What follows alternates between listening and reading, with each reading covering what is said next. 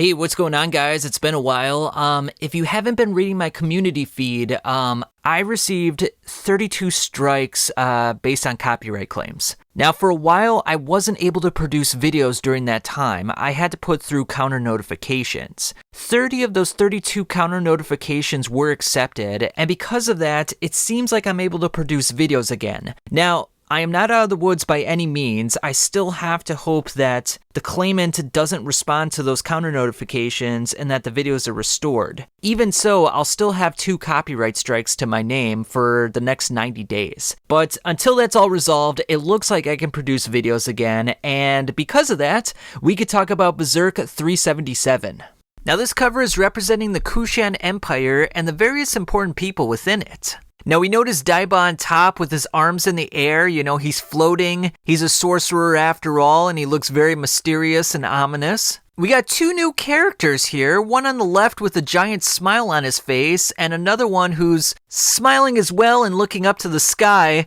The one on the right, the one wearing the purple, is a little bit too cartoonish for my taste, but it is what it is. It's still very nicely done. And then moving to the bottom, we got a couple other people, and then finally we see Salat, who looks very badass and menacing.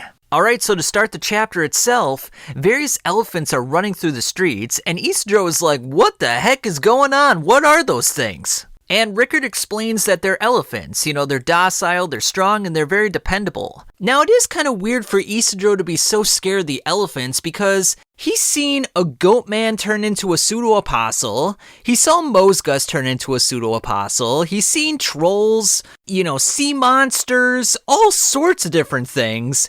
And yet, a couple of elephants scare him? It's like, dude, like, did you forget everything that's happened in your journey up until now?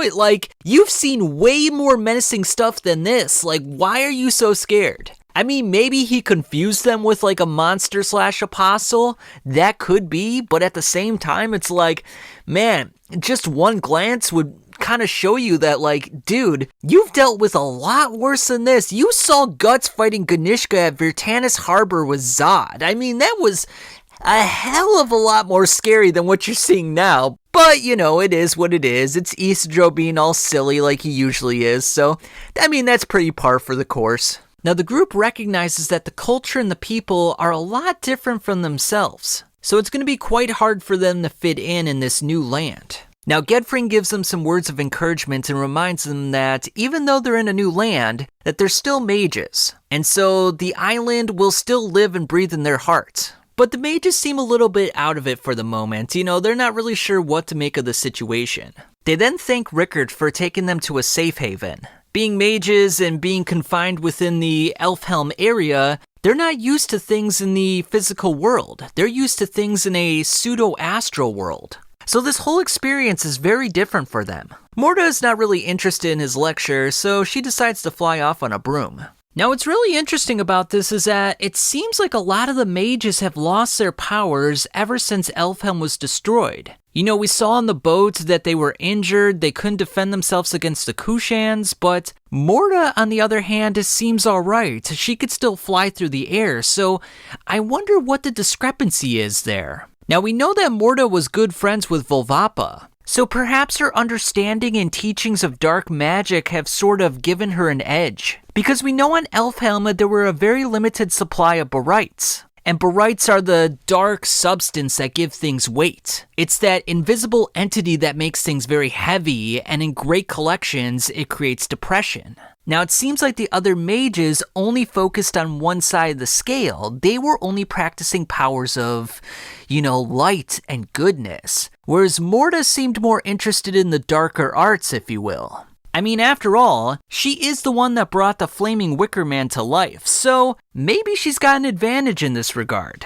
And she's probably going to prove to be a very valuable asset going forward in the future. She's also equipped with a very nice pair of ballistics. I see that the president's equipped his daughter with ballistics too.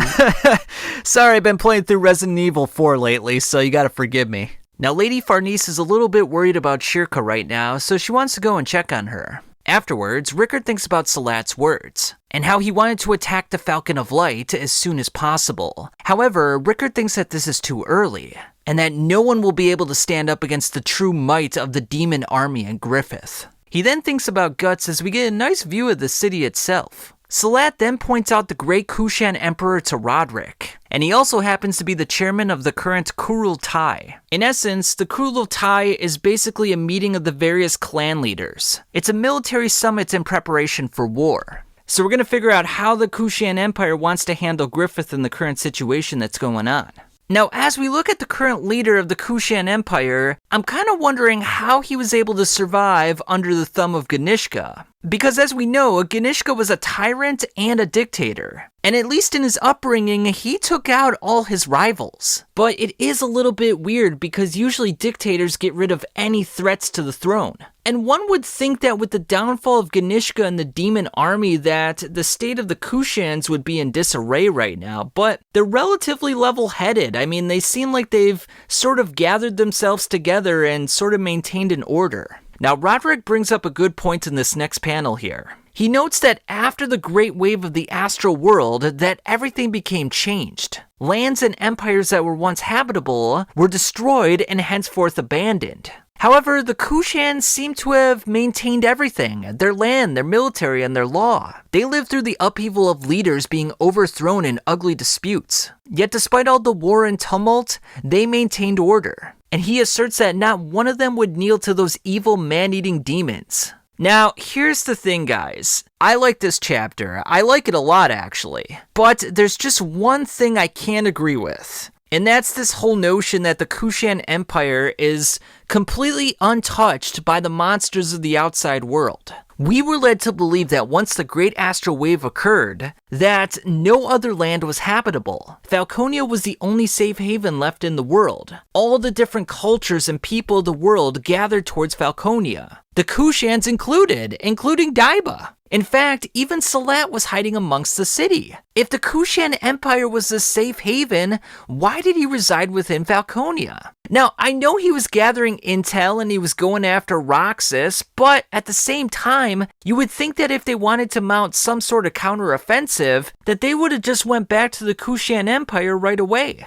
Let us remember that after the Great Astral Wave, there were dragons, trolls, cockatrices, harpies, all sorts of different beings roaming the earth. Griffith's demon army had to take out a band of giants. Giants that were so tall that they were the sizes of houses. So basically what they're trying to assert here is that the Kushan Empire, with no Ganishka, no Daiba, no Salat, just human soldiers, was able to fend off all the monsters of the world trying to invade their land. They don't have the wing stones to protect themselves. They don't have a demon army. They don't have any sort of magical powers besides Daiba, but he was in Falconia at the time. So how was this possible? And the fact that they're living in absolute peace and solitude just doesn't make any sense with the story. We were led to believe, with Mira's vision, that Falconia was the one safe haven.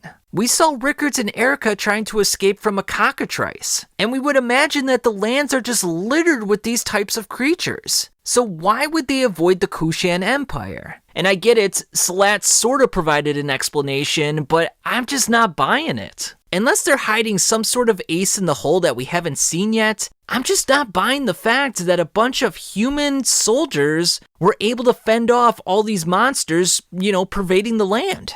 And then here's the other thing that's kind of bothering me as well. Salat says that not one of us would kneel to those evil man-eating demons. Well, Salat, you kind of already did that. You bowed your head to a dread emperor, a man that we all know was a demon and was turning all his soldiers into demon spawn. So, that's just a contradiction.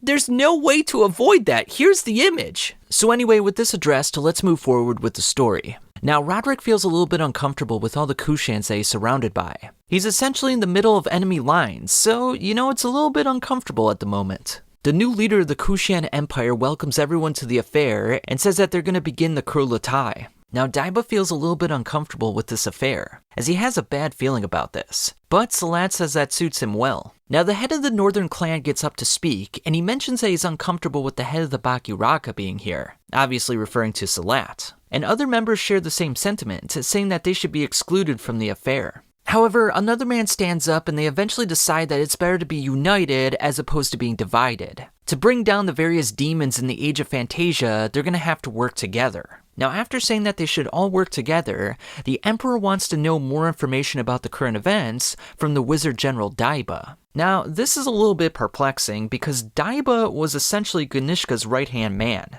He was the man who created the Daka. He's also the one that gave the Beyla to Ganishka, and he manipulated various animals and turned them into the Pishasha. Why would this council trust Daiba in any regard? They obviously made it clear from the outset that they don't trust Ganishka, so they're gonna trust his right-hand man? Like, what are they thinking at this point? I get it that they just said that they gotta work together, but to question Salat's place at the table and not Daiba's, who's far worse than Salat, is just, it's asinine. It's ass 10, it's ass 11. It's just, what are they thinking?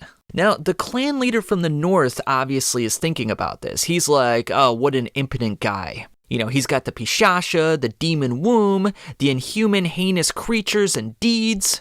As we're about to find out pretty soon, this isn't necessarily him thinking this is someone else. Salat then decides to step forward and make a request. He wants to be elevated to the rank of general and take command of the entire Kushan army. Now, the people at the table already don't trust him, so it's very unlikely that this is going to happen, unless some event occurs to the Kushan Empire that might, put him in a situation where they really don't have a choice. Of course, the clan leader from the north doesn't like this whatsoever, and he accuses Salat of trying to use the emperor as his puppet. The others don't take too kindly to this. But then we have a very interesting transition, where dark, amorphous vestiges start coming out of the man's back. And Daiba says, "This evil prana, impossible, get away from him." The man's body then collapses to the ground as we see the blood spurting out. We then transition to a moment in which Shirka is lying on a bed. She's still performing her rite. And this is where Farnese gets some sort of a clue that something bad is about to happen. She senses a disturbance in the OD. That's when she decides to head out to take quick action. Now, this is by far one of the best panels of the chapter right here, guys. I mean, Farnese looks absolutely amazing. If you put this image down and Mira was still alive, I would be inclined to believe that this was drawn by Mira. It is just absolutely gorgeous. It looks so good. Now, what exactly is Farnese planning right here? Is she going to go fight Roxas, or is she going to go release Guts so that he can fight Roxas? Farnese does know some magic, so she could definitely help out quite a bit. But I would think with an apostle of Roxas's ability, she probably wouldn't be able to handle herself. So my guess is that she's probably going to release Guts, and Guts is going to go into the Berserker armor and fight him. Now, if that's true, he's going to need someone to temper him, someone to make sure that his ego doesn't get consumed by the Beast of Darkness. Now, we've seen Shirka play that role in the past, but with her busy, maybe Farnese is going to play that role. Again, this is a lot of speculation on my part, but just trying to follow the clues, if you will, trying to figure out what might happen going forward in the future. We see the brand on Guts' neck bleeding, and he shows a face of anger and pain and discontent. And then we have another gorgeous panel here, this one of Roxas's broken mask, and we see the blood oozing down from it. Now what's interesting about this is that when Roxas broke his previous mask, he got rid of it, and he henceforth wore this one that we see now. With this one broken, did it just break, or was it already broken? Because if it was already broken, why wouldn't he get a new one? Anyway, that's a small gripe on my part. Roxas then emerges from the dead Kushan's body, and he's in his full apostle form, just looking absolutely menacing right here. And the chapter ends with, "Exiled intrudes, the beginning of a tragedy."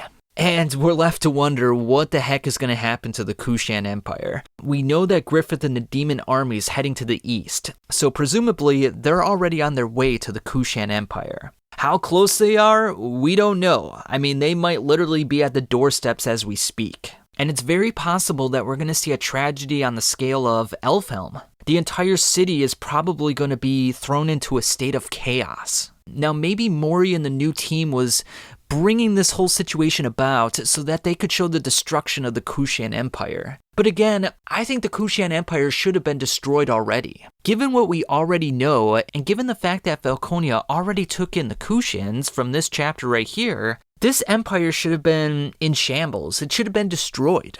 Remember when Salat wanted to take Rickert away? He didn't say that they were going to the Kushan Empire. He said they were going to the secret Bakiraka hideout in the mountains. I thought that's where we were going as well, so this situation kinda doesn't make a lot of sense. Again, it's very exciting, it's Berserk, I like it in the sense that it's very exciting and entertaining, but I think Mori and the Studio Gaga team kinda missed the mark here, and I think they sort of made a little bit of a mistake. It seems like a continuity error. But again, I'm still enjoying the ride for what it is, and it's still a very exciting, fun chapter, so tell me what you guys think is going to happen next. Is Guts going to pick up that Dragon Slayer and start swinging away again? Or are there going to be limitations to his strength? So yeah, I guess we'll find out in the next chapter, and I'll see you next time.